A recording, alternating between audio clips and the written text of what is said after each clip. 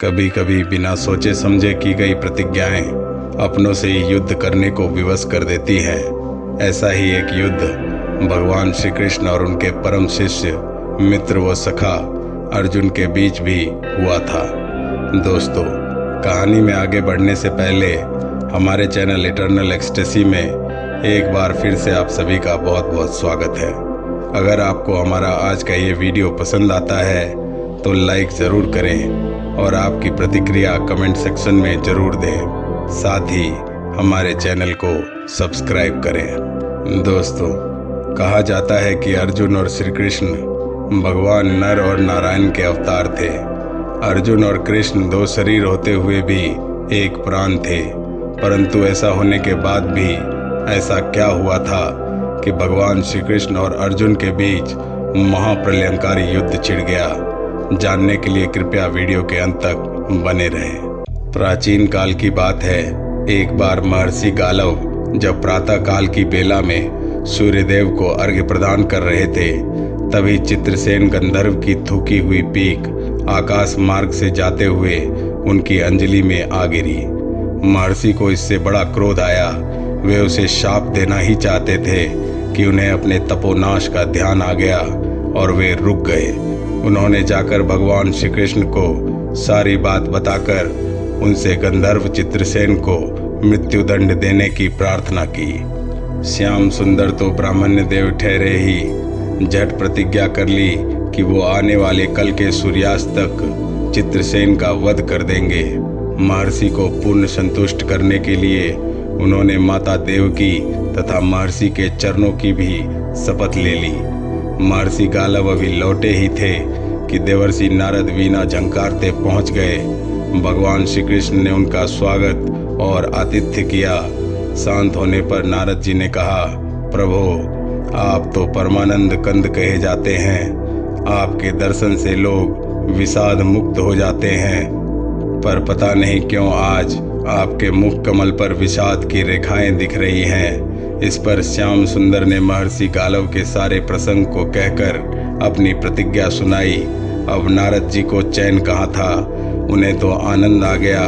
झटपट निकल पड़े और पहुंच गए चित्रसेन के पास। चित्रसेन भी उनके चरणों में गिर अपनी कुंडली आदि दिखाकर ग्रह दशा पूछने लगे। नारद जी ने कहा, तुम अब यह सब क्या पूछ रहे हो? तुम्हारा अंतकाल निकट आ पहुंचा है। अपना कल्याण चाहते हो तो बस कुछ दान पुण्य कर लो। आने वाले कल के सूर्यास्त तक श्री कृष्ण ने तुम्हारा वध करने की प्रतिज्ञा कर ली है। अब तो बेचारा गंधर्व घबरा गया। वह इधर उधर दौड़ने लगा। वह ब्रह्मधाम, शिवपुरी, इंद्र, यम, वरुण सभी के लोकों में विचरण करता रहा, पर किसी ने उसे अपने यहाँ ठहरने तक नहीं दिया। श्री कृष्ण से शत्रुता कौन उधार ले। अब बेचारा गंधर्वराज अपनी रोटी पीटती स्त्रियों के साथ नारद जी की शरण में आ गया। नारद जी दयालु तो ठहरे ही, बोले, अच्छा, अब तुम मेरे साथ यमुना तट पर चलो। वहां जाकर एक स्थान को दिखाकर नारद मुनि ने कहा, आज आधी रात को यहाँ एक स्त्री आएगी। उस समय तुम ऊंचे ऊंचे स्वर में विलाप करते रहना।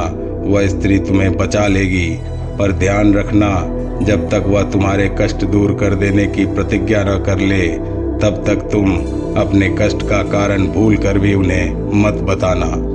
नारद जी भी विचित्र ठहरे। अब एक ओर तो चित्रसेन को यह समझाया, दूसरी ओर पहुंच गए अर्जुन के महल में सुभद्रा के पास और उनसे बोले, हे सुभद्रे, आज का पर्व बड़ा ही महत्वपूर्ण है। आज आधी रात को यमुना स्नान करने तथा दीन की रक्षा करने से अक्षय पुण्य की प्राप्ति होती है। आधी रात को सुभद्रा अपनी एक दो सहेलियों के साथ यमुना स्नान करने के लिए पहुंच गई। वहां उन्हें किसी के विलाप करने की आवाज सुनाई पड़ी। नारद जी ने दीनोद्धार का महात्म्य बतला ही रखा था। सुभद्रा ने सोचा, चलो अक्षय पुण्य लूट ही लेती हूँ। वे तुरंत उधर गईं तो उन्हें चित्रसेन रोता हुआ मिला। उन्होंने लाख पूछा, पर चित्रसेन ने बिना प्रतिज्ञा के उन्हें कुछ भी कहने सुनाने से इनकार कर दिया। अंत में उनके प्रतिज्ञाबद्ध होने पर चित्रसेन ने स्थिति स्पष्ट की। अब तो यह सुनकर सुभद्रा बड़े धर्म संकट और असमंजस में पड़ गई। एक और श्री कृष्ण की प्रतिज्ञा, वह भी ब्राह्मण को दिए हुए वचन के लिए, दूसरी ओर अपनी प्रतिज्ञा। अंत में शरणागत रक्षा का निश्चय करके वे उसे अपने साथ अपने घर ले गई। घर जाकर उन्होंने सारी परिस्थिति अर्जुन के सामने रखी। चित्रसेन अर्जुन का भी मित्र था। अर्जुन ने सुभद्रा को सांत्वना दी और कहा कि तुम्हारी प्रतिज्ञा अवश्य पूरी होगी। नारद जी ने इधर जब यह सब ठीक कर लिया तब द्वारका पहुँचे और श्री कृष्ण से कह दिया कि महाराज, अर्जुन ने चित्रसेन को आश्रय दे रखा है, इसलिए आप सोच विचार कर ही युद्ध के लिए जाएं। श्री कृष्ण ने कहा, नारद जी, एक बार आप मेरी ओर से अर्जुन को समझाकर लौटने की चेष्टा करके तो देखिए। अब देवर्षि पुनः दौड़े हुए द्वारका से इंद्रप्रस्थ पहुँचे। अर्जुन ने सब सुनकर साफ कह दिया, यद्यपि मैं सभी प्रकार से श्री कृष्ण की ही शरण में हूँ और मेरे पास केवल उन्हीं का बल है, तथापि अब तो उनके दिए हुए उपदेश, छात्र धर्म से कभी विमुख न होने की बात पर ही दृढ़ हूँ। मैं उनके बल पर ही अपनी प्रतिज्ञा की रक्षा करूँगा। प्रतिज्ञा छोड़ने में तो केवल वे ही समर्थ हैं। दौड़कर देवर्षि अब द्वारका आए और ज्यों का त्यों अर्जुन का पूरा वृतांत कह सुनाया। अब क्या हो, युद्ध की तैयारी हो गई। सभी यादव और पांडव रण क्षेत्र में पूरी सेना के साथ उपस्थित हो गए। महाप्रलयंकारी युद्ध छिड़ गया। बड़ी घमासान लड़ाई हुई पर कोई जीत नहीं सका। अंत में श्री कृष्ण ने सुदर्शन चक्र छोड़ दिया। अर्जुन ने भी पशुपतास्त्र छोड़ दिया। प्रलय के लक्षण देखकर अर्जुन ने भगवान शिव को स्मरण किया। तभी भोलेनाथ युद्ध के बीच प्रकट हो गए। उन्होंने दोनों शस्त्रों को मनाया। फिर वे भक्तवत्सल भगवान श्री कृष्ण के पास पहुँचे और कहने लगे, हे प्रभु, भक्तों की बात के आगे अपनी प्रतिज्ञा को भूल जाना तो आपका सहज स्वभाव है। इसकी तो असंख्य आवृत्तियाँ हुई होंगी। अब तो इस लीला को यहीं समाप्त कीजिए। भगवान शिव की बात मानकर भगवान कृष्ण ने चित्रसेन को माफ कर दिया। अर्जुन को गले लगाकर उन्होंने युद्ध श्रम से मुक्त कर दिया और चित्रसेन को अभयदान दिया। सब लोग धन्य धन्य कह उठे। परंतु महर्षि गालव को यह बात अच्छी नहीं लगी। उन्होंने कहा, यह तो अच्छा मजाक रहा। स्वच्छ हृदय के महर्षि बोल उठे, लो मैं अपनी शक्ति प्रकट करता हूँ। मैं कृष्ण, अर्जुन, सुभद्रा समेत चित्रसेन को जला डालूंगा। पर बेचारे साधु ने ज्यों ही श्राप देने के लिए जल हाथ में लिया, सुभद्रा बोल उठी, यदि मैं कृष्ण की भक्त हूँ और अर्जुन के प्रति मेरा पतिव्रत्य पूर्ण हो तो यह जल ऋषि के हाथ से पृथ्वी पर ना गिरे। और ऐसा ही हुआ। महर्षि गालव बड़े लज्जित हुए। उन्होंने प्रभु को नमस्कार किया और वे अपने स्थान पर लौट गए।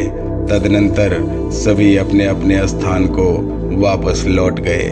दोस्तों, आज के लिए बस इतना ही।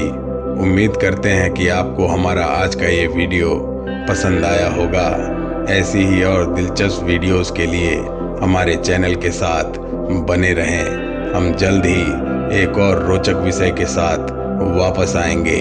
तब तक के लिए हमें आज्ञा दीजिए। जल्द ही फिर मिलेंगे। आपका बहुत बहुत धन्यवाद।